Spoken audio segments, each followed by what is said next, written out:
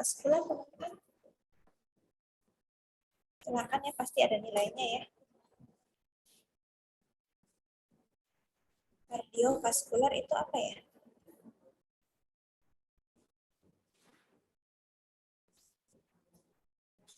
Apa teman-teman? Jantung dan pembuluh darah bukan, Bu?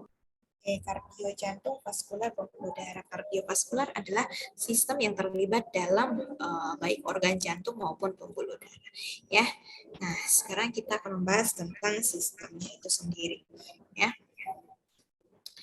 kalau tadi kardiovaskular adalah sistem yang membahas tentang jantung dan juga pembuluh darah, maka CVD atau cardiovascular disease adalah penyakit-penyakit ya atau class of disease yang terkait dengan jantung dan juga pembuluh darah. Ya, jadi semua penyakit yang berkaitan dengan pembuluh darah, berkaitan dengan jantung begitu ya, itu masuk ke kategori cardiovascular disease atau CVD ya, CVD ya. CVD itu ada banyak sekali penyakitnya, teman-teman ya. Ada aterosklerosis, ada arteriosklerosis ya, ada infark miokard, ada vena perifer, ada jantung bawaan, ada arteri perifer, ada aritmia, ada gagal jantung ya. Dan mungkin beberapa dari teman-teman sudah akrab dengan istilah jantung koroner, stroke dan juga hipertensi begitu ya. Dan mungkin banyak sekali kardiovaskular disease yang belum saya masukkan di sini, yang mungkin teman-teman juga tahu ya, masih ada yang belum saya masukkan di sini. Ini hanya beberapa saja yang banyak penderitanya begitu ya.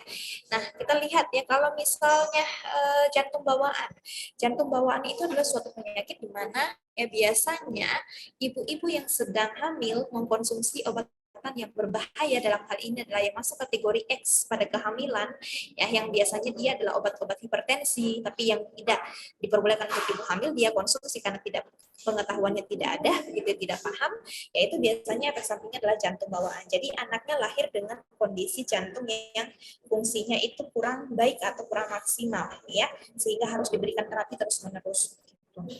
Atau terjadi kebocoran pada pori-pori daripada si jantung. Mungkin teman-teman masih ingat dulu waktu di farmakologi dasar saya sempat sedikit menjelaskan tentang tesis saya begitu ya, yang membahas bagaimana uji teratogenik salah satunya ya. Di mana uji tersebut kita bisa lihat kalau ada zat yang berbahaya bagi janin ya. Salah satunya kalau zat itu bisa masuk kategori X yang ketika dikonsumsi oleh ibu hamil, nanti yang terjadi adalah apa? Nanti akan muncul pori-pori begitu ya. Kalau kita lihat jantung yang sehat itu masanya berat begitu ya, kemudian dia tidak ada pori-pori sama sekali, dia kulitnya tertutup ya, semua lapisannya tertutup, tidak ada yang bolong-bolong. Kalau yang mengalami jantung bawaan biasanya ada bocor-bocor sedikit ya, jadi pori-porinya itu terbuka-buka ya, itu bahayanya, jadi harus diperhatikan ya. Biasanya yang menyebabkan itu adalah efek samping dari obat-obatan golongan ACE inhibitor seperti captopril ya, yang harusnya itu dihindari dan masuk kategori expert kehamilan, tapi biasanya masih dikonsumsi oleh ibu hamil yang tidak tahu ya, seperti itu.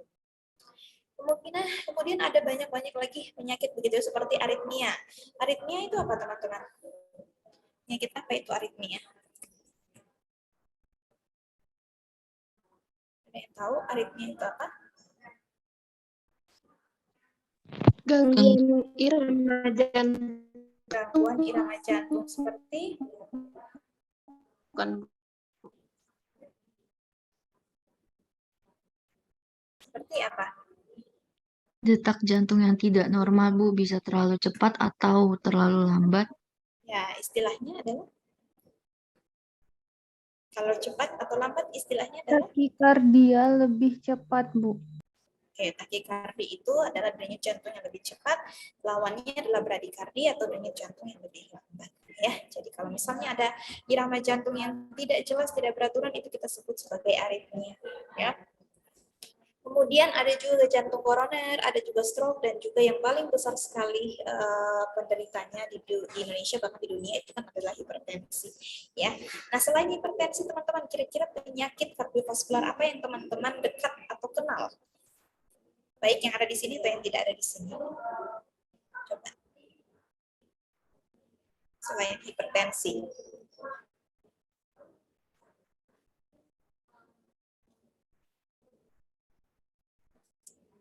Silakan, ada yang mau mencoba menjawab? Yang teman-teman banyak ketahui selain hipertensi terkait dengan penyakit kardiovaskular ada?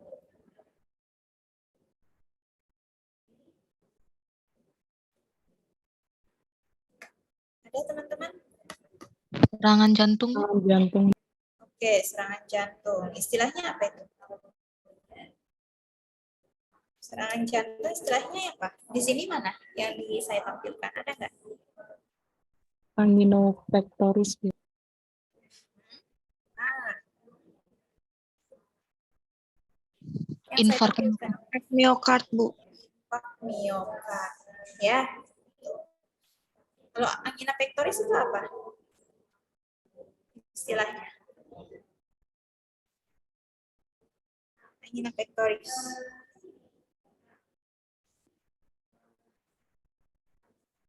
Angin duduk ya, kalau mungkin ada yang di desa-desa biasanya orang bilang itu kena angin duduk tuh ya, itu angina pectoris ya. Dan banyak lagi. Selain itu ada lagi teman-teman yang paling teman-teman akrab selain hipertensi. Apa? Pembengkakan jantung. Pembengkakan jantung. Pembengkakan jantung itu penyakit atau gejala? Penyakit atau gejala? Jantung koroner, Bu. Jantung koroner. Oke, apa lagi?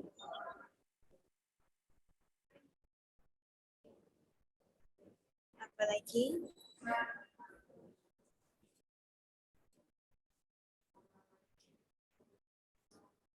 Iskemia. Ya. Kalau stroke kalian tidak akrab ya dengan kata stroke ya? Saya rasa hampir semua dari kalian paham ya kalau ada kata stroke. Nah, stroke itu kan bisa dihasilkan dari penyakit-penyakit atau bisa merupakan secondary faktor dari adanya penyakit seperti hipertensi, diabetes mellitus, kemudian kolesterol begitu ya. Sehingga nanti ketika ada orang yang menderita hipertensi, diabetes, asam urat ataupun kolesterol, itu pada waktu tertentu ketika maintenance-nya tidak baik, ya akan terjadi penyumbatan pada sistem pembuluh darahnya sehingga yang terjadi adalah stroke. Darah tidak bisa membawa oksigen ke otak. Ya, itu adalah salah satu. Ya. Nah, kalau kita lihat di sini prevalensi atau angka kejadiannya, stroke dan jantung serta pembuluh darah adalah penyakit yang paling banyak ya korbannya di Indonesia. Ini saya nggak tahu tahun berapa. Nanti coba diperbaiki lagi begitu ya, pasti masih ini ya. Nah, di mana untuk stroke sendiri itu sekitar 21,1%, kemudian untuk jantung dan pembuluh darah itu 12,9%. Begitu ya. Nah, untuk penyakit hipertensi sendiri itu berarti jantung dan pembuluh darah dan paling banyak berkontribusi pada 12,9% ini. Ya, jadi kalau kita lihat di Indonesia jelas penyakit jantung yang paling banyak itu selain jantung koroner adalah hipertensi dan juga stroke ya. Stroke ini kan bisa dari tadi diabetes mellitus, bisa dari hipertensi dan juga lain sebagainya. Ya. Nah, sekarang kita akan membahas tentang bagaimana suatu tekanan darah itu bisa berubah dalam tubuh ya, dalam hal ini bisa meningkat ataupun bisa menurun begitu. Kalau sekarang kita membahas tentang bagaimana tekanan darah bisa meningkat. Di sini pasti kalian sudah dapat ya di patofisiologi terkait dengan ini. Jadi siapa yang mau menjelaskan kepada saya? Tidak usah semuanya, setidaknya sampai di sini saja. Nih, sampai di sini aja. Silakan yang menjawab akan saya kasih nilai. Dijelaskan. Dan udah dijelasin kan sama temannya ya. Temannya. Dosennya di patofisiologi ya. Silakan, ada yang mau menjelaskan?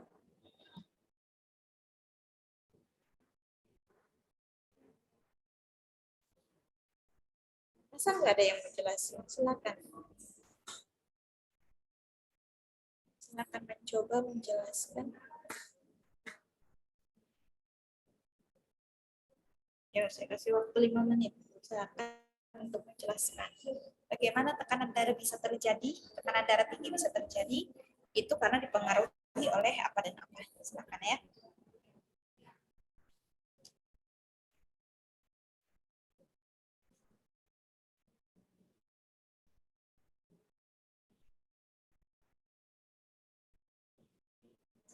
Nggak ada yang bisa menjawab. Kan udah patofisiologi kan? Silakan teman-teman. Jelaskan ini. Coba Fibria silakan. Maaf Bu, izin masuk. Jadi untuk patofisiologi dari tekanan darah tinggi atau hipertensi ini sendiri kan diakibatkan oleh dua faktor, yaitu dari cardiac output dan juga dari total peripheral resistance. Cardiac output ini sendiri adalah curah jantung, di mana volumenya itu sendiri, di mana cardiac output itu sendiri adalah volume darah dalam persekian 1 menit. Jadi cardiac output itu sendiri dapat dapat diakibatkan oleh dua faktor, yaitu dari tekanan dari jantung, dari volume dari jantung itu sendiri, dan juga volume dari stroke.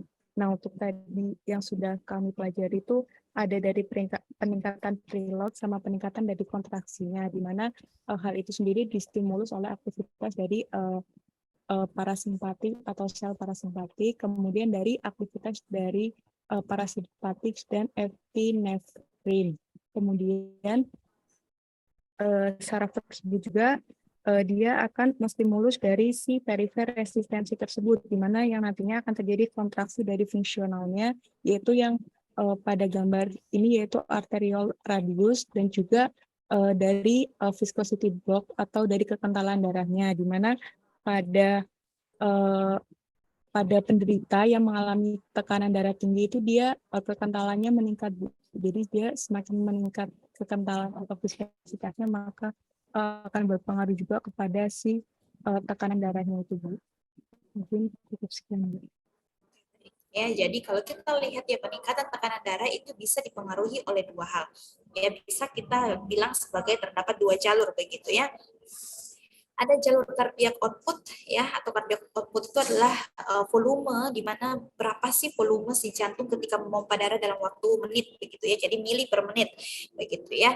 Nah, di mana untuk cardiac output sendiri itu dipengaruhi oleh heart rate dan juga stroke volume. Heart rate itu apa? Heart rate adalah frekuensi jantung ya, jadi berapa kali ya, berapa kali berapa mili kira-kira si jantung itu ya, berapa mili jantung tersebut dia memompa darah gitu ya. Kemudian per denyutnya itu berapa begitu ya, per denyut berapa mili. Kemudian stroke volume itu kalau stroke volume itu volume sekuncup begitu ya. Jadi kalau misalnya dia per denyut itu berapa gitu ya, berapa lama begitu. Nah, itu. Nah, kemudian selain daripada itu juga bisa dipengaruhi oleh total peripheral resistance atau penahanan atau tahanan daripada perifer. Ya, standar vaskular di sini dipengaruhi oleh arterial radius dan juga blood viscosity ya. Arterial radius ini yang kita sebut sebagai lingkar daripada pembuluh darah begitu ya, diameter pembuluh darah, dan juga ada blood viscosity atau kekentalan daripada darah, yang dimana kekentalan dari pembuluh darah ini dipengaruhi oleh jumlah dari adanya sel-sel darah merah ya, red blood cell ya. Nah, kalau misalnya kita lihat di sini ya, ini kan sudah pasti jadi ini ya, jadi kausnya yang paling atas begitu ya, jadi tidak perlu kita jelaskan satu persatu. Heart rate ini semakin dia banyak begitu kan, maka cardiac output pun semakin besar. Kalau cardiac output semakin besar, maka jelas ya tekanan darah bisa menjadi lebih tinggi begitu ya. Nah, kalau misalnya heart rate itu berapa? Heart rate itu 70 ya, 70 per berapa? Kalau frekuensi jantung 70-nya 70 apa? Gimana? Heart rate itu berapa normalnya? Masih ingat nggak? 70 denyut, 70 sampai 100 denyut per menit begitu ya. Sedangkan kalau volume sekuncup itu 70 mili per denyut ya. Jadi 70 denyut per menit sama 70 mili denyut Ya, jadi kalau misalnya dalam fase istirahat itu kita katakan kita baru mau tidur atau kita baru bangun tidur begitu ya, lagi baring-baring, itu fase istirahat, itu diperkirakan sekitar 70 ya, heart rate itu 70 denyut per menit ya, kemudian untuk volume sekuncupnya itu 70 mili per denyut. Nah, kalau kita mau tahu cardiac outputnya ya berapa sih jumlah total darah yang dipompa oleh jantung ya setiap menitnya, maka kita kali aja heart rate dikali dengan stroke volume atau volume sekuncup kita kali dengan frekuensi jantung. Jadi 70 kali 70 dapat 4.900 ya. Kita anggap ya sekali setiap menit di fase istirahat kita begitu ya, maka jantung memompa sekitar 5 liter darah ya. Seperti itu teman-teman ya, sehingga kalau misalnya semakin banyak yang dia pompa begitu ya, kalau kita lihat ini blood viscosity, semakin banyak jumlah dari sel darah merah, maka viskositas daripada darah itu kan semakin besar begitu ya, semakin banyak ya, semakin kental gitu. Kalau semakin kental darah maka akan lebih mudah, lebih sulit teman-teman untuk dipompa menurut teman-teman secara logika. Lebih sulit, sehingga jantung menjadi kerjanya lebih berat, sehingga kalau jantung kerjanya lebih berat maka akan terjadi tekanan darah begitu ya, tekanan darah. Nah, seperti itu. Oke, terima kasih ya Fibri sudah menjelaskan. Jadi jangan lupa tadi ya, cardiac output adalah jumlah total ya darah yang dipompa oleh jantung per menit, di mana kalau heart rate itu adalah jumlah jumlah denyut begitu ya, jumlah denyut per menit, jumlah total 70 mili per 70 per menit begitu ya. Sedangkan kalau stroke volume itu atau volume sekuncup itu adalah 70 mili per denyut. Kalau kebalik ya, heart rate itu adalah 70 denyut per menit ya, jumlah denyutnya per setiap menit itu berapa, sedangkan kalau volume sekuncup itu setiap mili per denyutnya itu ya. Jadi kita punya pen lagi ya, coba tulis. Jadi kalau heart rate ya, heart rate itu 70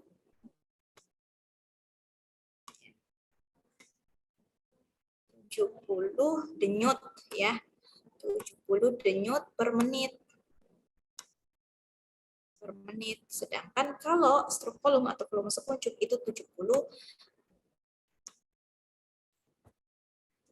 mili per denyut.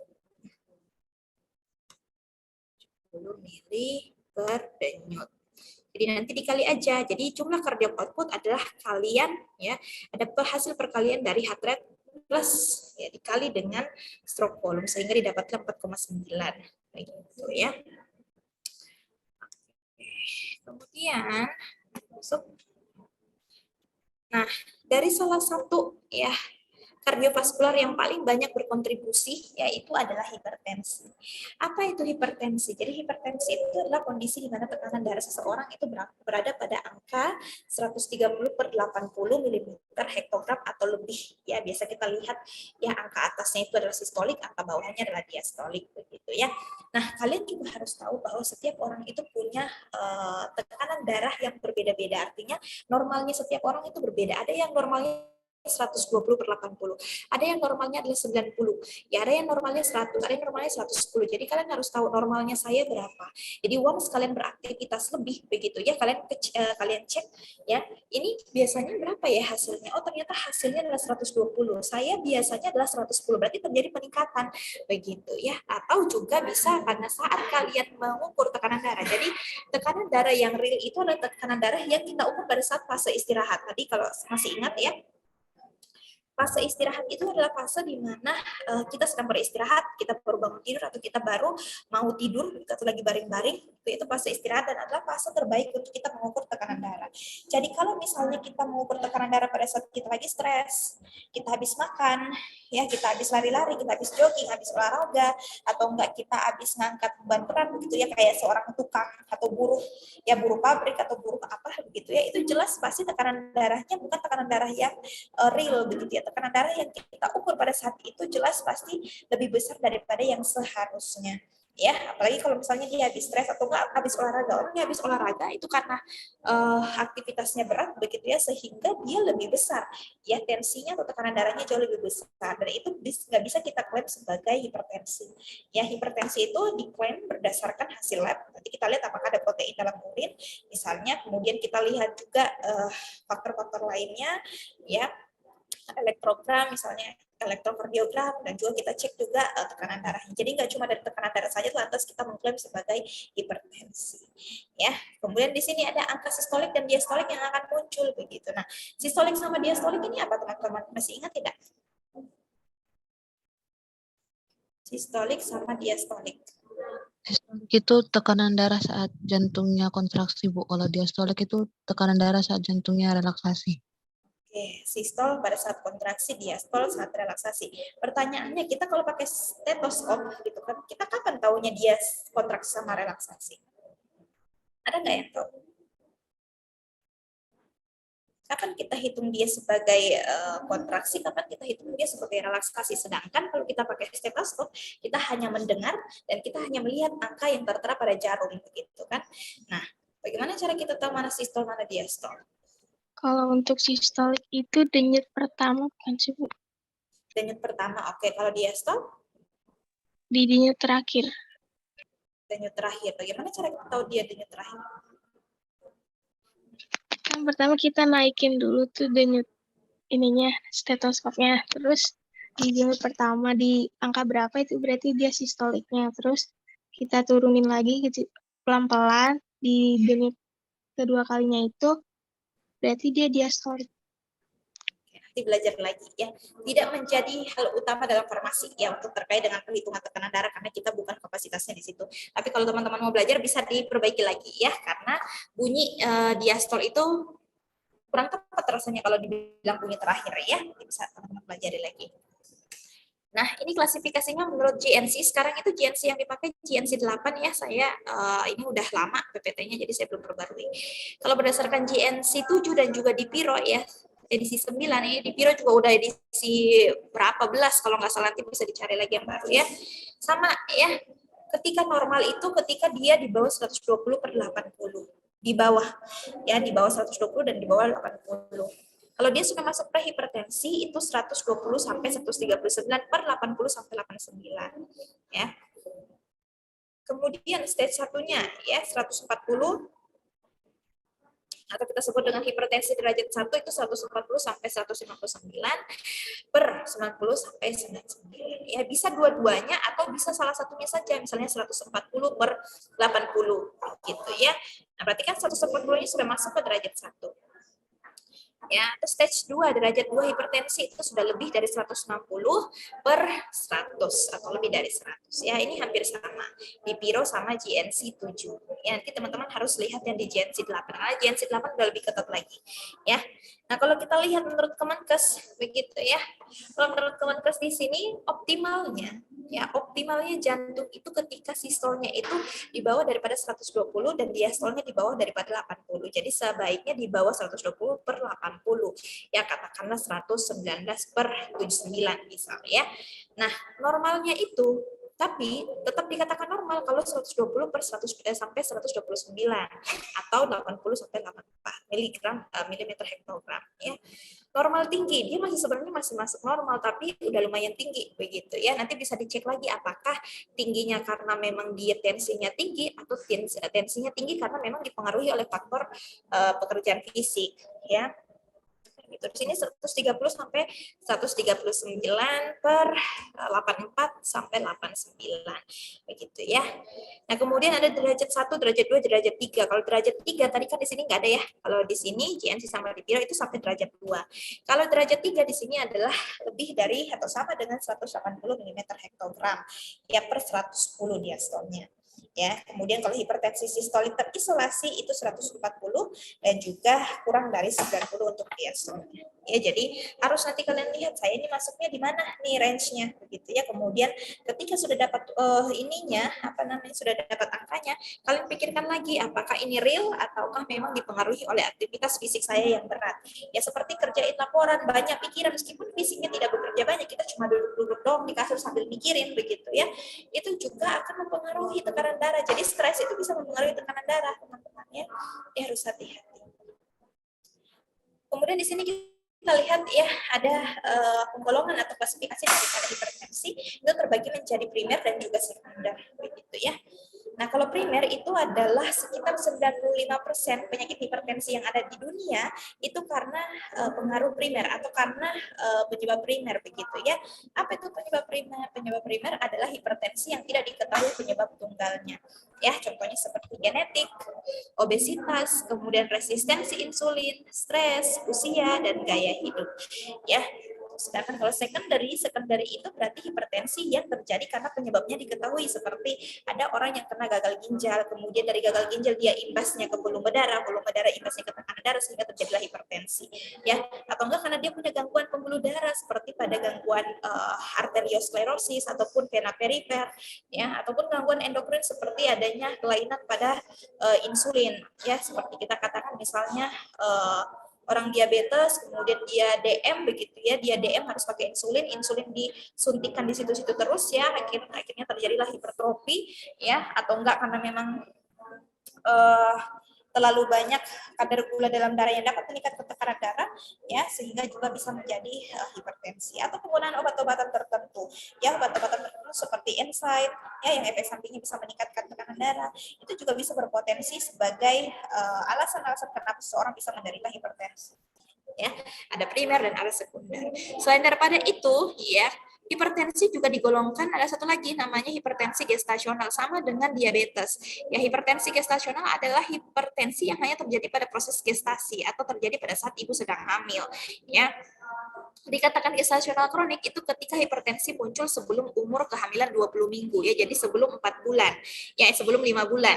Ya, kalau 1 bulan itu 4 minggu kan, berarti kalau 20 minggu 5 bulan. Ya. Atau hipertensi yang pertama kali diagnosis setelah umur 20 minggu dan hipertensi menetap sampai 12 minggu pasca persalinan. Jadi kalau kita berbicara hipertensi pada kehamilan, ya, itu biasanya muncul di 20 minggu ya, di usia 5 bulan ya, di usia 20 minggu itu sudah mulai muncul. Tapi kalau misalnya dia muncul sebelum itu ya, itu kita masukkan ke kategori kronik ya, kategori kronik.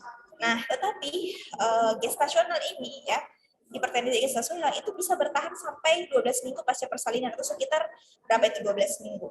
3 bulan setelah lahiran begitu ya. Kalau misalnya maintenance-nya baik, dia sudah berhenti setelah 3 bulan habis persalinan itu. Sudah tidak lagi kena hipertensi.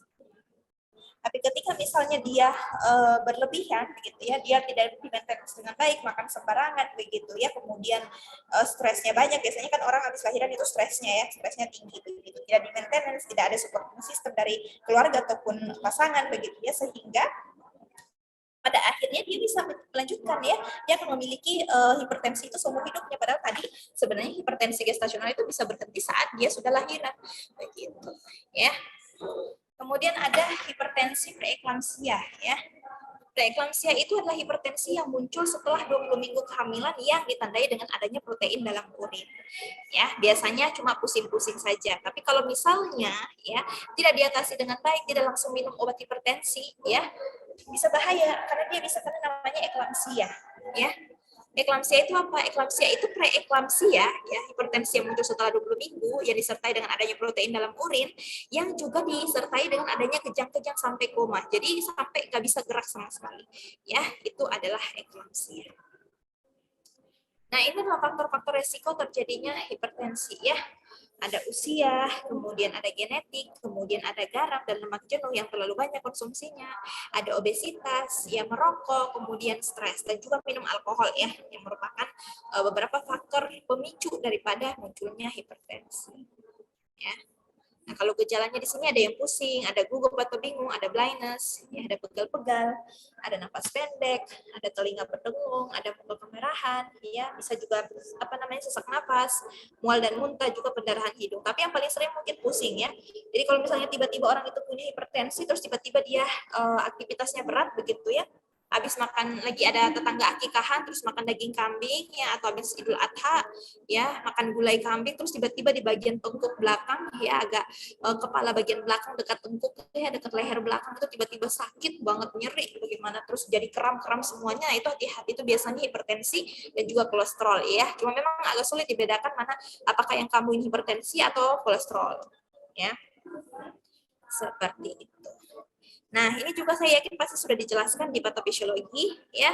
Saya minta salah satu teman-teman untuk menjelaskan terkait dengan ini. Ya, saya kasih waktu 5 menit dulu ya, karena saya mau ke kamar mandi sebentar. Jadi silakan teman-teman untuk cari penjelasannya ini, ya. Cari di buku patofisiologi yang sudah dijelaskan oleh dosen patofisiologinya waktu hipertensi. Habis itu ketika saya balik, saya akan tagih. Ya, silakan untuk teman-teman menjelaskan. Ini sudah jelas banget sebenarnya, tanpa teman-teman cari, sisa dicocok-cocokin aja, itu sudah bisa dijelaskan. Ya, silakan teman-teman mencari dari sekarang. 5 menit dari sekarang ya.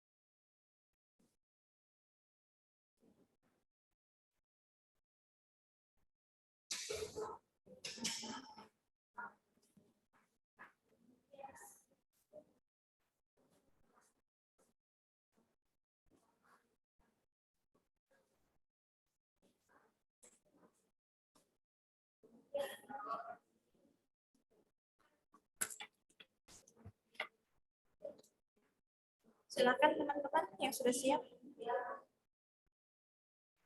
Fibria, silakan. Bisa semuanya, bisa salah satunya ya.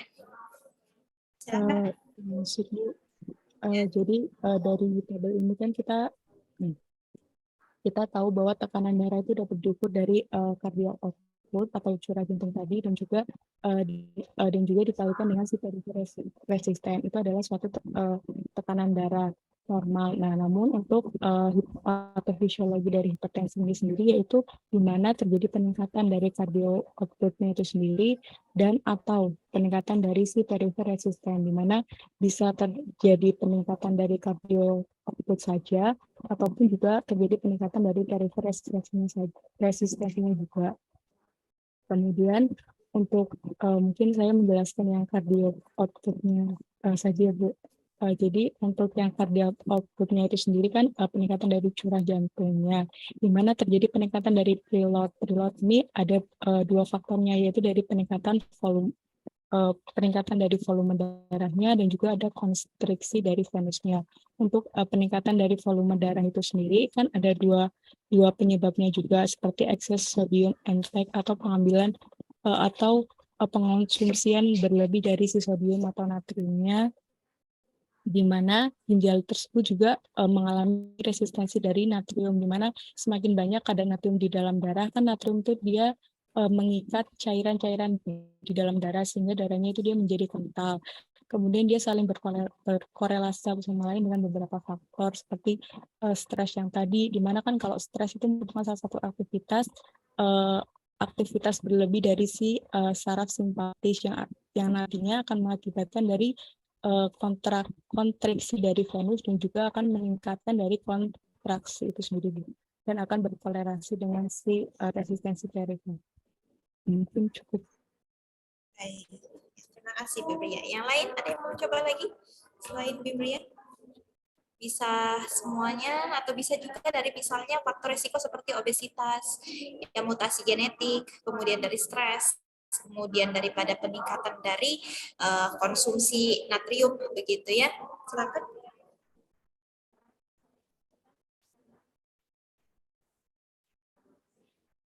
Oke, sebelumnya terima kasih Bibria sudah menjelaskan begitu ya. Ini kan ada tulisannya auto regulation. Artinya apa?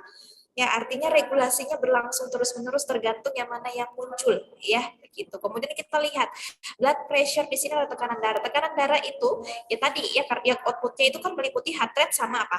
Stroke volume ya, volume sekuncup sama frekuensi jantung 70 denyut per menit dikali 70 mili per denyut. Itu kita dapat 4.900 atau 5 liter jantung memompa darah setiap menit begitu ya. Nah, itu adalah normalnya. Ya, jadi tekanan darah ya tekanan darah. Ya bisa normal, bisa kurang, ya juga bisa tinggi. Ya, hipotensi bisa juga hipertensi. Nah, kita bisa lihat dari mana? Dari jumlah cardiac outputnya. Kalau cardiac outputnya meningkat, ya, dan juga adanya peningkatan daripada PR atau peripheral resistant atau tahanan perifer, ya dalam hal ini bisa karena adanya norepinefrin yang berlebihan, begitu ya, dan lain sebagainya, kegiatan daripada simpatetik ya, saraf simpatis, ya, itu nanti bisa meningkatkan tekanan darah yang berakhir pada hipertensi. Tetapi kalau misalnya dia rendah ya, decrease CO ya, N atau OR daripada decrease PR ya atau peripheral resistant, maka yang terjadi adalah hipotensi. Ya, jadi ini adalah normalnya adalah 5.000 ya, 5 liter per menit. Tapi kalau misalnya lebih itu hipertensi, kalau kurang dia adalah hipotensi. Ya, kalau kita mau ambil dari stres, ya ketika tubuh kita mengalami stres apapun itu begitu ya, itu nanti akan memicu aktivitas dari sistem saraf simpatis. Sistem saraf simpatis itu adalah sistem saraf otonom. Nanti akan saya jelaskan di pertemuan terakhir bersama saya di pertemuan berapa tuh 13 kalau nggak salah ya. Jadi harusnya dari itu dulu ya, baru kita ke hipertensi, karena banyak kerja dari sistem saraf simpatis ini untuk hipertensi, untuk jantung. Jadi agak kebalik-balik urutannya, tapi nggak apa-apa ya. Jadi sistem saraf otonom itu kan terbagi atas parasimpatis dan simpatis ya. Nah, simpatis itu dia itu kan salah satu produk yang dihasilkan apa? Norepinefrin. Ya, norepinefrin itu apa? Norepinefrin atau nama lainnya noradrenalin itu dia bisa meningkatkan kontraktilitas jantung. Sehingga apa? Kerja jantung menjadi lebih tinggi. Kalau lebih tinggi jadi apa? Bisa terjadi tekanan darah, begitu ya. Tekanan darahnya menjadi lebih meningkat atau lebih tinggi. Ya, kayak gitu. Jadi dia kalau stres ini dia mainannya adalah karena pelepasan atau produksi daripada si sympathetic nervous overactivity. Siapa itu? Si norepinefrin tadi. Ya, gitu. Sedangkan kalau misalnya mutasi genetik, ya karena kita berbicara hipertensi adalah genetik, ya kode genetik genetiknya adalah ADE3A. Ya kalau misalnya hipertensinya berkaitan dengan bradikardia atau tekanan atau denyut jantungnya melemah atau rendah atau apa namanya tidak cepat atau lambat ya. Atau ada juga kode genetik hipertensi ya, DRB1. Jadi ada banyak kode genetik hipertensi. Jadi setiap kode genetik penyakit itu ada pathway-nya, ada jalurnya. Jadi kalau misalnya dia kena ADE3A, itu kan hipertensi dengan bradikardi. Jadi pasti dia punya jalurnya sendiri. Tapi tidak perlu kalian belajar di S1. Nanti di S2 atau S3 gitu ya.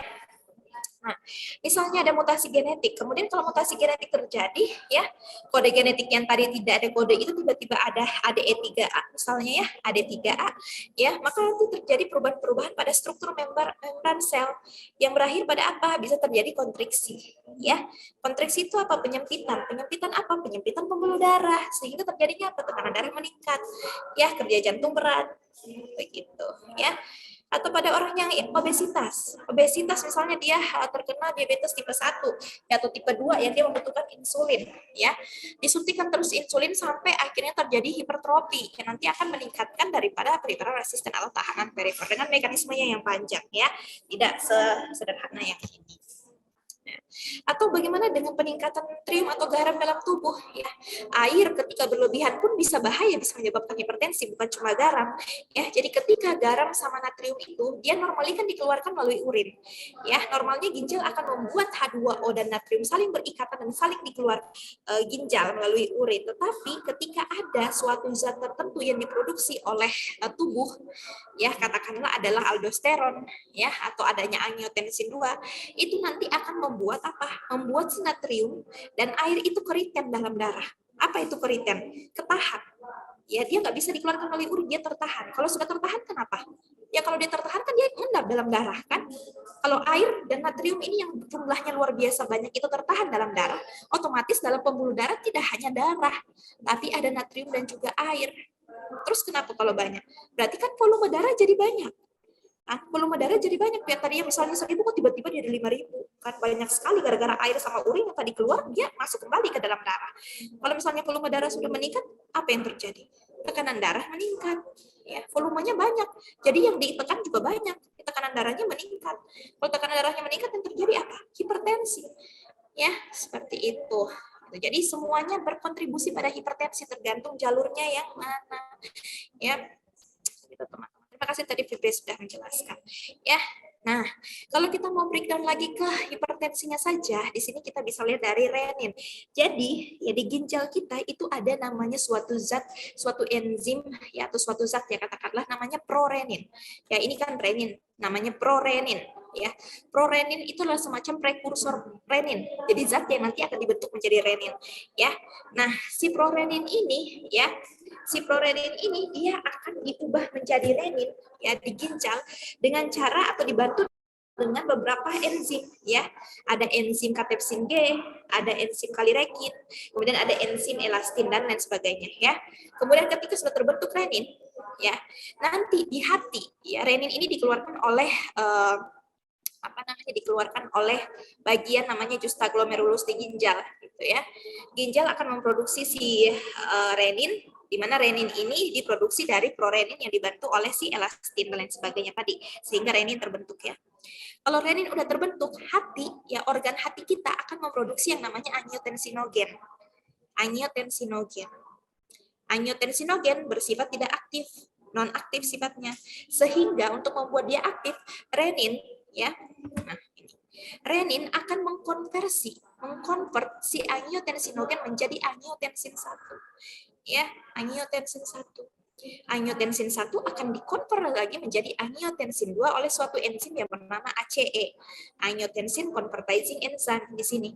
Ya, di tengah-tengah sini. Ketika sudah sempurna, ya konversi dari angiotensin 1 menjadi angiotensin 2, maka nanti angiotensin 2 akan berikatan dengan reseptornya. Ya, reseptornya apa? Reseptornya adalah reseptor angiotensin. Ya, reseptor angiotensin. Reseptor angiotensin itu kalau sudah berikatan dengan angiotensin 2, apa yang terjadi?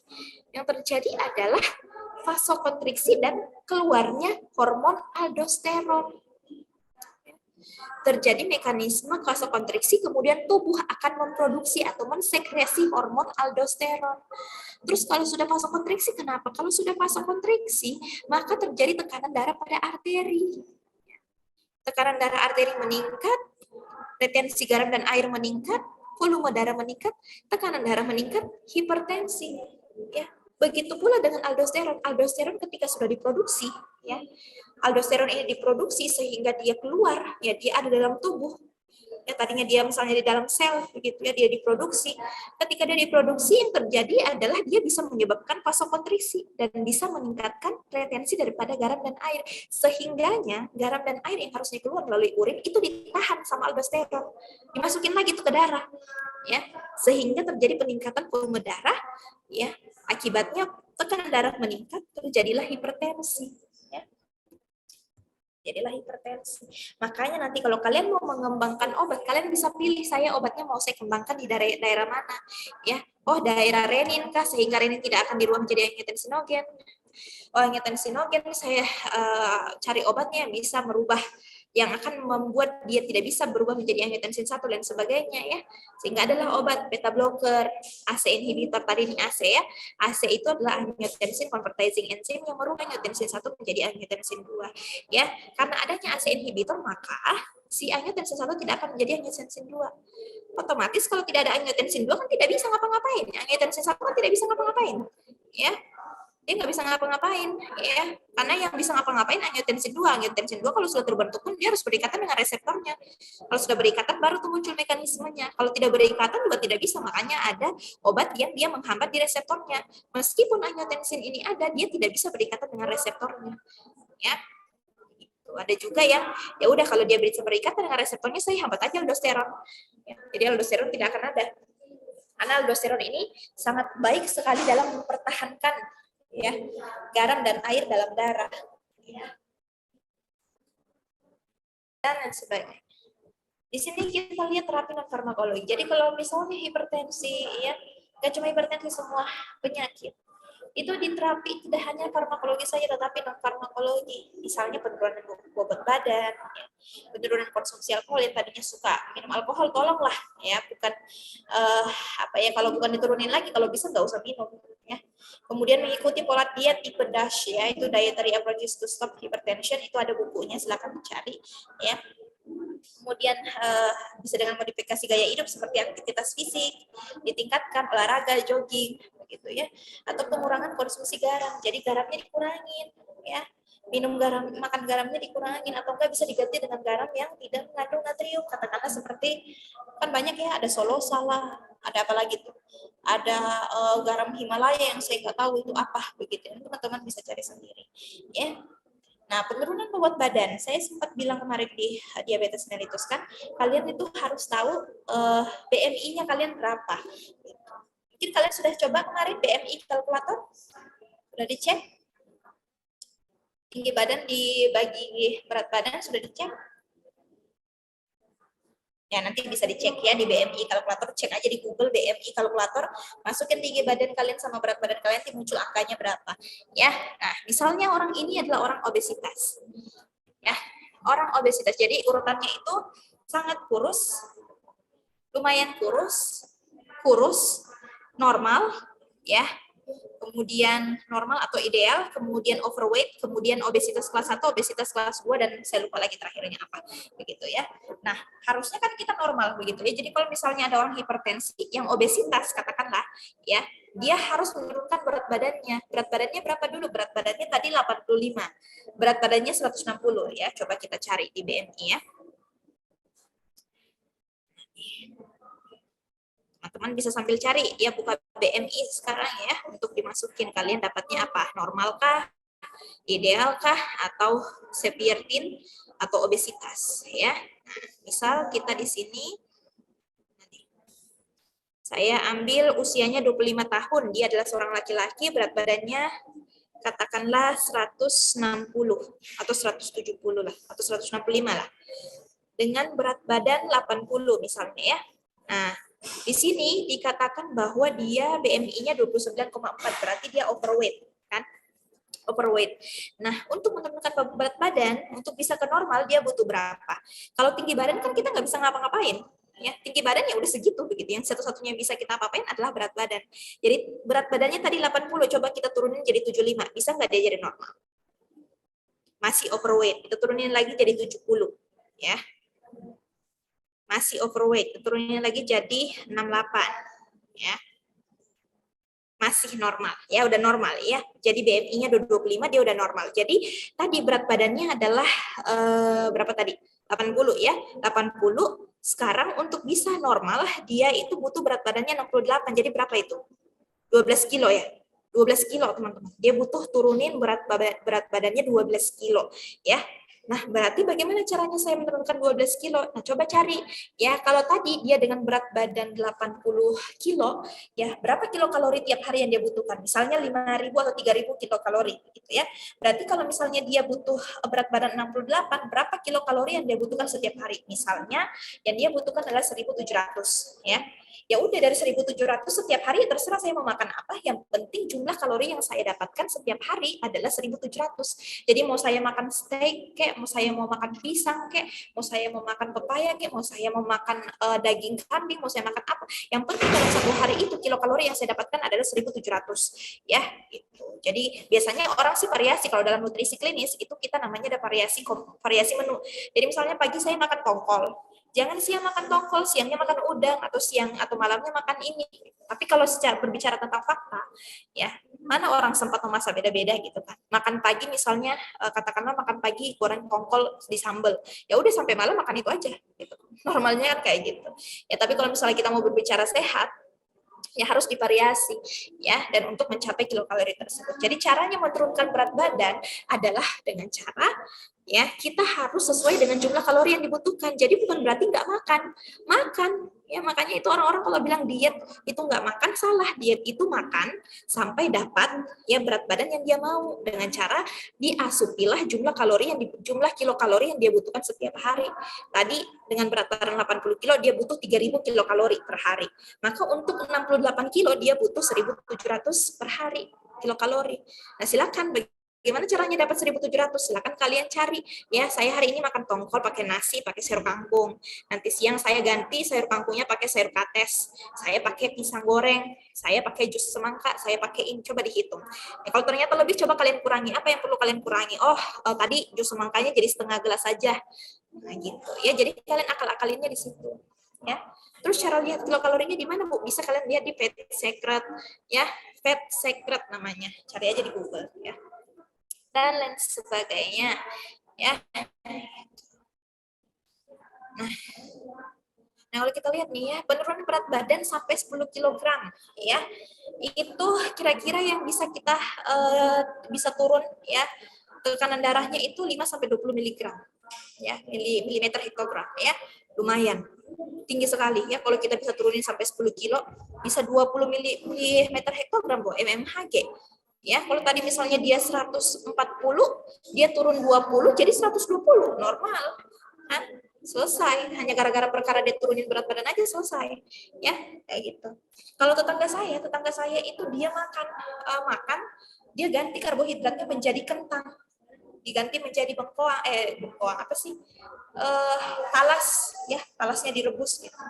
Dia nggak makan nasi selama 1 bulan. Lucunya apa? Gula darahnya, tensinya semuanya turun. Bukan turun lagi, normal. Ya, kayak gitu. Kalau kemarin saya dapat cerita dari Pak Sarmoko, di Jepang itu ada beras namanya beras shirataki ya. Jadi beras shirataki itu bagus karena dia bisa indeks glikemiknya tidak tinggi, sehingga meskipun kita banyak makan itu tidak menyebabkan diabetes gitu loh. Dan menyebabkan juga gangguan pada sistem kardiovaskular begitu ya, sehingga bagus untuk kita konsumsi. Nah kan kita juga pengen makan banyak tapi bisa nggak sih makan banyak tapi tetap nggak DM gitu ya. Nanti bisa diakali dengan makanan-makanan yang rendah indeks glikemik dan sebagainya ya. Nah, kalau kita meningkatkan aktivitas fisik seperti berolahraga, ya, jogging, kemudian biasanya kalau orang yang jantung kalau mau sehat itu kan naik gunung ya, naik gunung sambil dia bawa itu saya lupa dulu itu kan ada ya semacam alat yang ditaruh di jempol apa di jari ya, yang kayak cuma kita tekan-tekan aja, jadi untuk mengetahui berapa heart rate kita ya, heart rate-nya kita berapa gitu. Nah itu ditekan-tekan terus sambil mereka mendaki gunung ya, itu sambil dia tekan-tekan terus. Nah, ternyata ketika kita berolahraga itu bisa turun sampai 9 mm hektogram. Kan luar biasa, ya. Lalu bagaimana dengan orang-orang yang menderita hipertensi, ya? Kalau orang menderita hipertensi, baiknya hanya 1.500 mg saja sodiumnya atau natriumnya yang bisa kita toleransi dimakan setiap hari. Bukan berarti kita nggak makan garam tapi sedikit saja. Ini berdasarkan DASH ya tadi ya, dietary dietary to stop hypertension, gitu ya, pendekatan pola makan untuk menghentikan hipertensi. Ya. Nah, sekarang kita masuk ke obat-obatan daripada hipertensi. Jadi kalau kita berbicara obat-obatan yang bisa menurunkan atau mencegah atau juga bisa bahkan menyembuhkan hipertensi. Bukan menyembuhkan ya, maintenance atau merawat hipertensi tidak menjadi lebih parah. Itu banyak sekali golongannya. Banyak sekali teman-teman. Makin sekarang itu apalagi FDA makin hari keluarin obat, farmasi makin hari makin rajin bikin obat, apalagi obatnya obat dari bahan alam itu makin sering.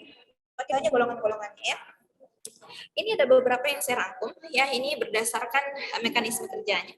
Itu ada dari golongan diuretik, ya ada beta blocker, ada ACI, ada ARB, ya diuretik, beta blocker, angiotensin converting enzyme inhibitor, ya ARB atau angiotensin receptor blocker, CCB atau kanal kalsium blocker, dan juga inhibitor alpha 1. Dan masih banyak lagi teman-temannya, cuma tidak saya masukkan ke sini.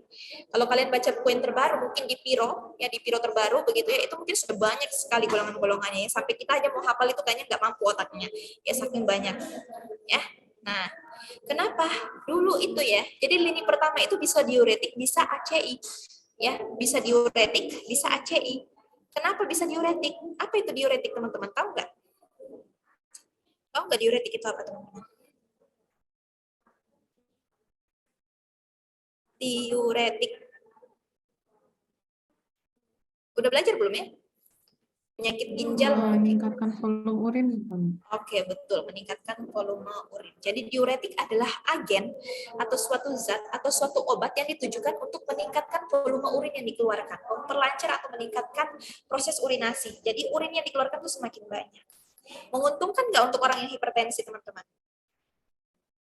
Menguntungkan tidak? Iya, Kenapa menguntungkan?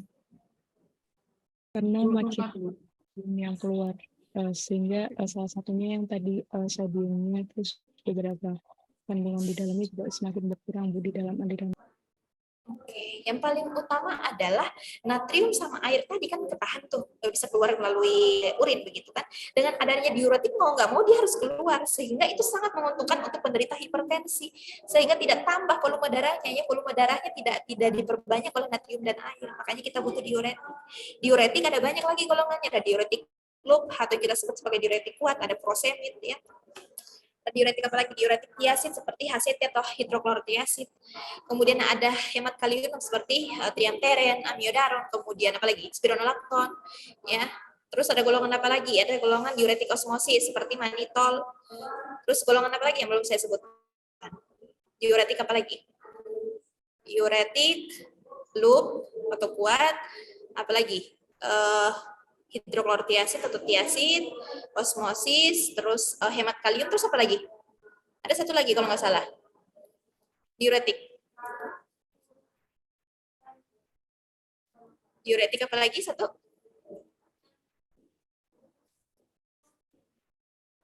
Mas udah lupa, kemarin kan udah belajar sama siapa ya? Udah belajar belum ya diuretik di ini?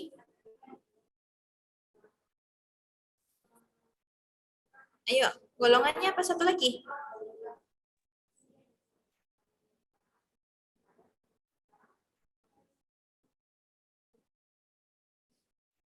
Ada apa lagi?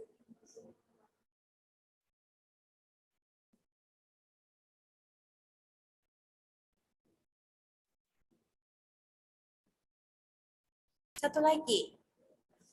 KA. Loh, diuretik bukan, Bu? Udah, furosemid ya.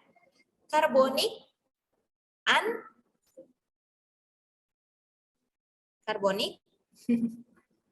karbonik anhidrase. Udah belajar kan teman-teman Partox tentang diuretik kan ya?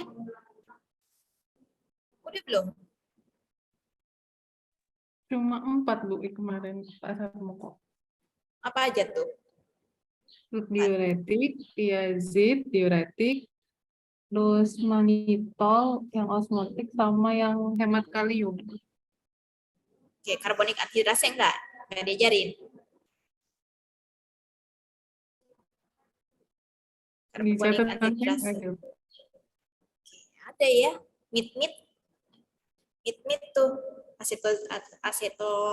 asetozolamid, apa metazolamid ya, itu ada ya. Sekarang malah udah banyak kali, cuma yang kita ajarkan cuma itu, nanti sisanya kalian bisa bikin sendiri. Itu diuretik itu. Nah, tidak semua diuretik itu bisa kita manfaatkan untuk hipertensi ya. Diuretik kuat itu hanya bisa untuk beberapa penyakit kardiovaskular ya. Mungkin tidak cocok ketika kita gunakan pada hipertensi ya. Tidak tahu ya, tergantung dari dokter. Dokter kan yang bisa meresepkan. Ya. Kemudian apa lagi? Bisa juga dengan hipertensi tiazid. Yang paling banyak dipakai itu adalah diuretik tiazid ya. Diuretik tiazid itu bisa. Ya, paling banyak dipakai itu apa? Hidroklortiazid. Ya. Kayak gitu. Kemudian ada beta blocker. Beta blocker. Ya. Beta blocker itu ada yang sifatnya selektif sama non selektif. Kalau dia selektif, ya yang dia hambat hanya salah satu jenis reseptor saja. Ya, seperti kalau kita lihat di AINS kan ada yang selektif COX-2, ada yang non selektif. Jadi COX-1 dan COX-2 sama-sama dihambat, ya. Kemudian ada yang golongan ACI. ACI itu apa? Angiotensin Converting Enzyme Inhibitor. Ya, jadi obat-obatan yang tujuannya adalah untuk menghambat si ACI ini. Sehingga tadi angiotensin 1 tidak akan berubah menjadi angiotensin 2. Contohnya seperti apa? Contohnya seperti yang belakangnya prilospril. Ya. Captopril, lisinopril, dan lain sebagainya. Ya. Ada pula ARB, ya. ARB itu apa? ARB itu adalah angiotensin receptor blocker. Jadi ada obat yang menghambat reseptor si angiotensin sehingga tidak bisa berikatan dengan angiotensin 2 tadi. Contohnya seperti apa? Ada valsartan, kandesaltan, losartan, dan sebagainya. Ya. Ada CCB. CCB itu apa? Kanal kalsium blocker. Dihambat kanal kalsium, jadi kalsium tidak bisa masuk karena kalsium juga berpengaruh pada kontraktilitas otot begitu ya. Contohnya apa? Ini terbagi menjadi dua, ada hidropiridin sama dihidropiridin. Non-dihidropiridin sama dihidropiridin. Ya. Kemudian ada inhibitor alpha 1 dan masih banyak golongan lain, nanti akan kita bahas. Ya. Betul. Nah, secara umum kenapa kita butuh diuretik? Karena diuretik sifatnya adalah, nama lainnya diuretik, dia punya sifat untuk natriuretik. Apa itu natriuretik? Natriuretik adalah dia punya kemampuan untuk menurunkan si natrium, mengeluarkan si natrium dari urin. Ya, melalui urin, ya, sehingga salah satu cara daripada diuretik adalah dia meningkatkan ekspresi natrium, ya, natrium lebih banyak dibuang keluar sehingga volume cairan menjadi menurun dalam darah, ya. Kalau CCB atau kanal kalsium blocker, ya, dia menghambat kanal kalsium, ya, menghambat si kanalnya. Kalau kanalnya dihambat, maka kalsium tidak akan bisa masuk ke dalam sel, karena kalsium atau ion masuk ke dalam sel itu melalui kanalnya. Kalau kanalnya dihambat, mereka nggak punya pintu lain selain kanal, begitu ya. Nggak bisa mereka ujuk-ujuk masuk lewat membran plasma, nggak bisa. Mereka harus melalui kanal, gitu ya. Kemudian kalau sudah itu, maka kontraksi otot menjadi menurun, pembuluh darah menjadi terrelaksasi, ya. Kemudian kalau beta blocker, dia menghambat refleks simpatikus adrenergik sehingga frekuensi denyut jantung menjadi menurun. Ya. Nah, kalau ACI dan ARB kita lihat ya, kalau angiotensin converting enzyme inhibitor, dia menghambat si enzimnya sehingga enzimnya tidak bisa bekerja untuk mengkonversi angiotensin 1 menjadi angiotensin 2, sehingga tidak akan diproduksi tuh ya, natrium dan sebagainya tidak akan muncul ya. Gitu. Kemudian kalau ARB, ya tadi angiotensin 2 dihambat sehingga tidak bisa berikatan dengan reseptornya, tidak ada aldosteron yang muncul, ya. Seperti kita ketahui kalau aldosteron udah dikeluarkan oleh suatu sel begitu ya, organ yang memproduksi ini, maka yang terjadi apa? Natrium dan air akan terjadi keringkan atau retensi. Nah, sekarang kita lihat agonis alpha 2 adrenergik. Jadi ada beberapa obatnya adrenergik ya. Adrenergik atau nama lainnya adalah obat-obatan yang berkaitan dengan sistem saraf simpatis, ya, simpatomimetik, ya. Agonis adrenergik ini dia tugasnya adalah untuk menurunkan aktivitas saraf simpatik tadi, ya. Di mana nanti akan terjadi resistensi vaskular perifer juga akan menurun sehingga kecepatan jantung menurun dan curah jantung akan menurun. Ya, contoh obatnya apa? Ada klonidin dan metildopa. Metildopa adalah obat hipertensi satu-satunya yang paling aman untuk ibu hamil. Ya, satu-satunya ya. Ada juga nifedipin karena beberapa orang, tapi lebih bagus pakai metildopa ya untuk menurunkan tekanan darah pada ibu hamil ya. Nah, metil noradrenalin ini dan klonidin mereka bekerja dengan cara menstimulasi si alfa 2 adrenoreseptor di dalam nukleus ya dari traktus solitarius ya atau NTS. Kemudian kalau moxonidin sama klonidin mereka juga bekerja pada reseptor imidazolin 1 ya di medula ventrolateral prostat ya, RVLM. Ya, di sini. Ya, dihambat sama dia nih. Ya. Kemudian di sini ada yang golongan vasodilator. Kalau vasodilator itu ada banyak teman-teman ya. Ada banyak penggolongan obat hipertensi yang punya efek vasodilator seperti nitrodilators, kemudian ada kanal kalsium blocker, ada angiotensin receptor blocker, ARB tadi, ya, kemudian ada ACE, kemudian alpha blocker. Itu adalah golongan-golongan hipertensi yang punya efek vasodilator, ya.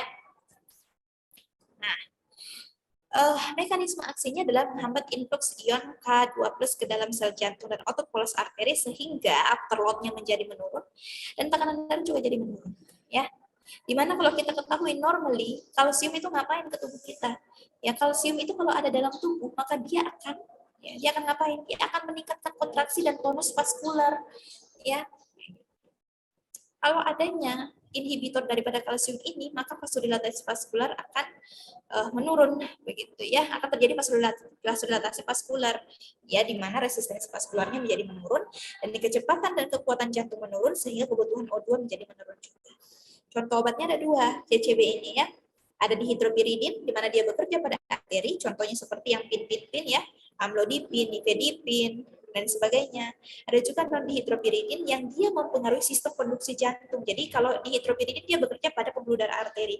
Kalau non-dihidropiridin dia bekerja langsung pada jantung. Dengan cara dia turunkan denyut jantungnya. Contohnya seperti diltiazem dan verapamil. Ya, seperti itu. Kemudian ada yang sifatnya inotropik dan kronotropik di sini ya. Jadi kalau inotropik, obat yang berperan dalam kontraksi otot jantung. Sedangkan kalau kronotropik, dia berperan dalam denyut jantung dengan mempengaruhi saraf atau dengan cara mengubah irama yang dihasilkan oleh nodus SA. Ya, ada positif dan negatif. Ya. Jadi kalau misalnya dia menurunkan tekanan jantung, denyut jantung, contoh obatnya apa? Ada digoxin, verapamil, diltiazem, ya. Ada golongan nitro ya, nitrat ya. Nitrat ini diubah menjadi nitrit oksida atau NO, di mana fungsi NO ini dalam tubuh adalah meningkatkan CGMP intraseluler sehingga terjadi relaksasi otot polos vaskular, yang nanti akan terjadi apa? Terjadi vasodilatasi ya. Kemudian contohnya seperti apa? Ada ISDN, isosorbit nitrat, ya, nitrofurisida, nitrogliserin dan lain sebagainya ya. Nitrogliserin bisa digunakan untuk antiangina. Antiangina itu apa? Angina pectoris bisa, ya. Jantung koroner bisa. Jantung koroner itu kan salah satu gejalanya adalah apa tadi? Angina pectoris, ya. Salah satu gejala dari jantung koroner. Jadi kalau misalnya tiba-tiba orang yang kena jantung koroner ini lagi duduk atau lagi naik tangga, begitu ya, terus dia sakit, terus tiba-tiba dia lagi duduk, terus sakit lagi, itu biasanya kan dibilang angin duduk ya, si angina pectoris. Dan sebagainya ya. Kalau diberikan sublingual itu onsetnya lebih cepat dibandingkan dengan oral karena kan proses metabolismenya di hati. Makanya obat-obatan yang bekerja pada yang digunakan untuk indikasinya pada jantung koroner itu biasanya kerjanya adalah sublingual ya. Paling bagus, bukan berarti oral tidak bisa dipakai ya. Udah mau habis lagi, masih banyak materi ya. Ada yang golongan alpha blocker ya. Reseptor alpha 1 ya, reseptor alpha 1 itu kan tersebar luas di jaringan pembuluh darah ya, yang mana ketika dia ada maka terjadi aktivasi daripada reseptor yang akan menyebabkan vasokonstriksi arteri dan juga vena. Bayangin ya, pembuluh darah vena dan arterinya akan tervasokonstriksi, akan tersempit, ya, akan menyempit ya, sehingga tekanan darah menjadi meningkat. Kalau kita misalnya blok secara kompetitif, ya si reseptor A1 ini, maka relaksasi otot polos arteri dan vena juga akan bagus. Sehingga tahanan vaskular perifernya menjadi menurun. Ya, terus kenapa? Ya ini berarti yang lainnya juga menurun. Ya, jumlah blood viscosity-nya benar menurun. Ya, seperti itu. Contohnya apa? Ada prazolsin, terazolsin, doxazolsin. Ya. Nanti hipertensi, beta blocker. Di sini ada reseptor beta 1 itu bekerja di otot polos jantung. Ya, di mana ketika ada reseptor B1 ini di jantung, maka dia bisa meningkatkan kontraktilitas jantung, dia bisa mengaktifkan nodus sinus yang menyebabkan denyut jantung meningkat, dia bisa menghambat pelepasan renin dari ginjal tuh, pelepasan renin dari ginjal. Jadi akhirnya apa? Tadi makanya beta blocker ada, kan dia hambat nih si renin. Jadi renin tidak akan dikeluarkan dari ginjal sehingga renin tidak akan merubah angiotensinogen menjadi angiotensin 1, ya. Nah, kalau ada B1, maka terjadi curah jantung meningkat. Makanya sebaiknya kalau kita buat obat, misalnya nanti kalian mau pakai daun jambu biji, saya mau bikin daun jambu biji. Nah, kalian harus targetnya adalah ke beta 1 saja, ya. Tapi kalau misalnya beta 1 dia punya efek samping lebih berbahaya, mendingan non selektif ya tidak apa-apa, bisa kalian desain dengan non selektif, yaitu beta antagonis non selektif. Ya, dia menghambat tidak hanya B1 juga tapi B2. Ya, contohnya apa? Propanolol, timolol, pindolol. Ya. Nah, ini vasodilator, ya. Contoh obatnya misalnya hidralazin, dia pembentukan nitro di endotelnya meningkat. Kalau minoxidil, dia metabolisme membuka saluran K di otot polos vaskular, sehingga dia menguntungkan ya, karena jumlah kaliumnya masuk harus lebih banyak daripada natriumnya masuk. Ya, karena natrium itu kan harusnya ditukar dengan kalium. Nitroprusid membebaskan NO secara spontan dan aktivasi guanili siklase. Ini adalah kerja daripada vasodilator. Ya, jadi kalau misalnya ya kita lihat obat-obat vasodilator ketika dia masuk, dia akan menurunkan daripada tahanan vaskular sistemik yang nanti akan menurunkan tekanan arteri. Ya. Kemudian nanti hipertensi yang ACE inhibitor di sini, ACE adalah angiotensin converting enzyme. Ya. Aksinya apa? Si enzim ini kan dia bahaya ya kalau hipertensi. Bahayanya apa? Dia mengkonversi angiotensin 1 menjadi angiotensin 2. Kalau kalian dalam keadaan hipotensi, maka kalian membutuhkan AC. Ya kan? Kalian membutuhkan AC karena AC ini nanti akan meningkatkan volume natrium dalam darah sehingga kalian menjadi tekanan darahnya menjadi lebih baik. Tapi kalau kalian hipertensi, maka kalian benci sama AC. Ya, jadi harus dihambat. Ya. Angiotensin 2 itu disebut sebagai vasokonstriktor poten. Maksudnya apa itu? Vasokonstriktor poten berarti dia kemampuannya untuk menyempitkan pembuluh darah itu luar biasa bagusnya. Ya, jadi harus hati-hati ketika dia sudah terbentuk, maka ya dia bisa menyempitkan pembuluh darah dengan sangat baik, dan juga dia ya ketika dia ada tadi kan si aldosteron menjadi keluar ya, diproduksi. Aldosteron sendiri ya tadi bisa meningkatkan retensi daripada air sama natrium. Sehingga apa? Tekanan darah meningkat. Ya. Kemudian nanti hipertensi ACE inhibitor ya, tadi sudah jelaskan ya. Ada aliskiren ya. Aliskiren ini dia nanti bisa menghambat si renin sehingga tidak terbentuk angiotensinogen jadi angiotensin 1. Kemudian di sini ada ACE inhibitor menghambat di sini, ada ARB dia menghambat di sini ya, sehingga tidak terjadi vasokonstriksi dan aldosteron. Ya. Ada spironolakton, nah spironolakton dia menghambat di sini ya. Tidak akan terhambat, jadi si natrium sama air bisa dikeluarkan ya. Dan lain sebagainya nih ya.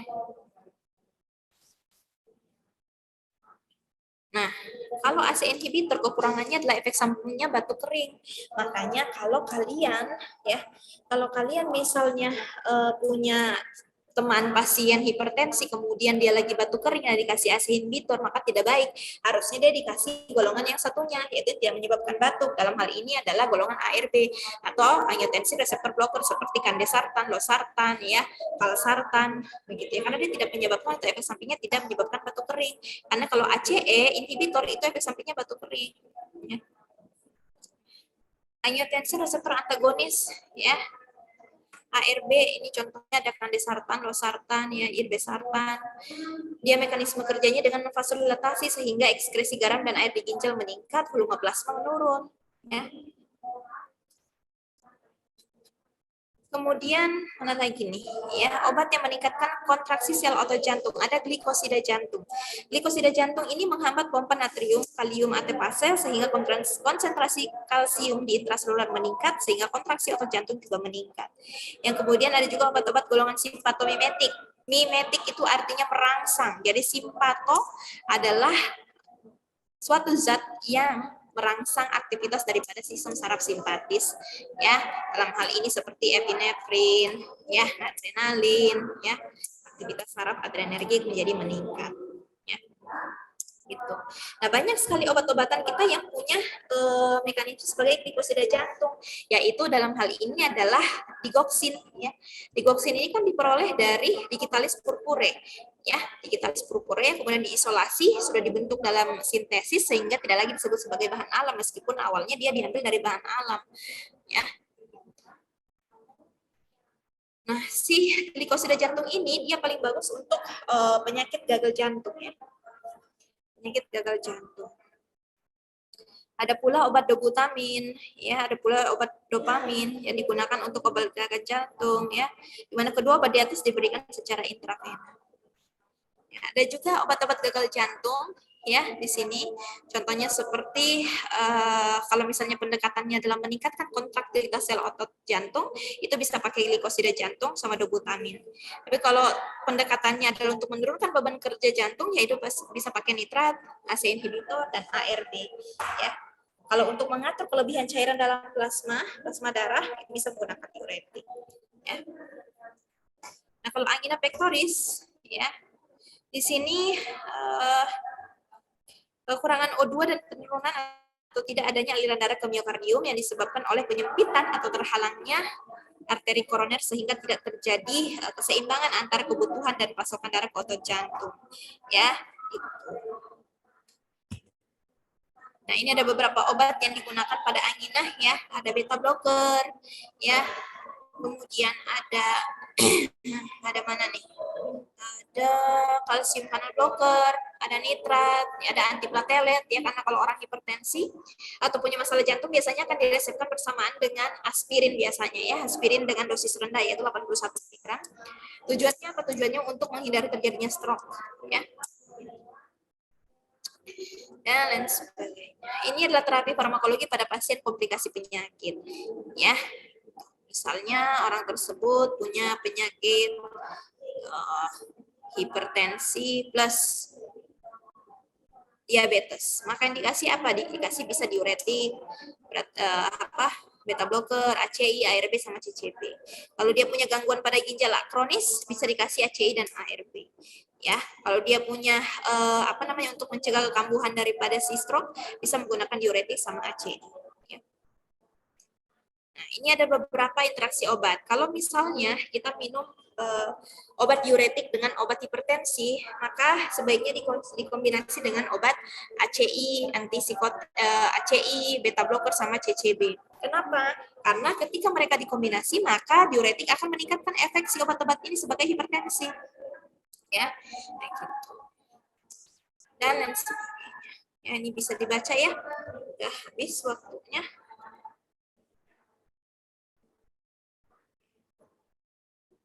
Itu teman-teman, ya, untuk materi kita hari ini. Jadi diingat untuk penyakit kardiovaskular ada banyak, ya. Untuk obat-obatannya ada beberapa golongan. Yang pertama ada golongan diuretik. Diuretik lagi ada terbagi menjadi 5 golongan, ya. Golongan apa tadi? Ada karbonikat hindrase, ya, acetazolamid, ya. Kemudian apa lagi? Ada golongan diuretik loop atau diuretik kuat seperti furosemid. Ada golongan apa lagi? Ada golongan diuretik osmosis atau manitol, ada golongan hemat kalium atau spironolactone, amiodarone, triepteren. Kemudian ada golongan apa lagi yang belum saya sebut? Tiasid, ya, hidroklortiasid atau yang biasa kita sebut HCT. Kemudian ada golongan lainnya lagi, yaitu ada golongan CCB atau kanal kalsium blocker, ya. Kanal kalsium blocker terbagi lagi menjadi 2 golongan, ada hidropiridin sama non dihidropiridin. Ya, hidropiridin contohnya apa? Contohnya adalah apa? Tadi masih ingat? Hidropiridin. Contohnya apa? Baru dijelasin dulu, Pak. Hidropiridin contohnya. Hidropiridin contohnya apa?